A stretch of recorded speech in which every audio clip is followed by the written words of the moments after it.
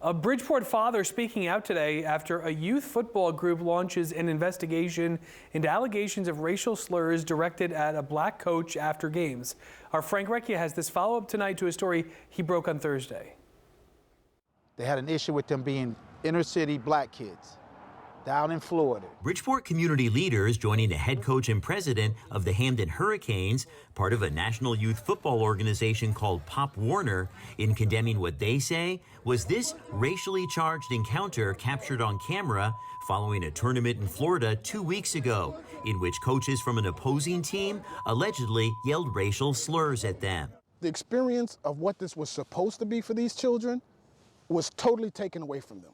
Okay, so rather than a celebration of their accomplishments, this became a nightmare. I get it. The encounter took place at a hotel in Orlando following the league's national championship game, in which the Hamden Hurricanes beat the Highlands Ranch Mountain Lions from Colorado.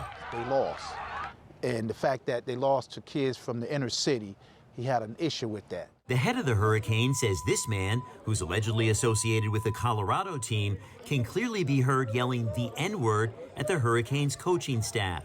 The Pop Warner National Organization issued a statement Thursday condemning what it called the racist and threatening language heard in that video. But a Rocky Mountain Pop Warner official said today it had the video digitally enhanced, and what the man actually yells, while also being inappropriate and unacceptable, they say, was not in fact a racial slur, but a derogatory term for little people. The Hurricanes dismissed that response as absurd because some of their 12-year-olds are more than 6 feet tall.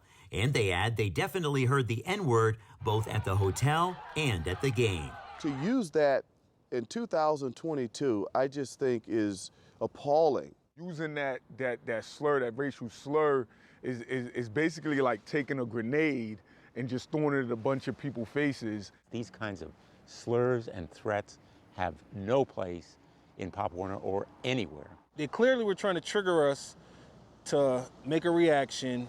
The league's national organization says if its investigation finds any of the adults engaging in the verbal assault are in fact associated with the Pop Warner team, they will be subject to disciplinary action, including suspension from Pop Warner activity. Pop Warner has to do something about it. It was just a bad experience, total. In Bridgeport, Frank Recchia, News 12, Connecticut.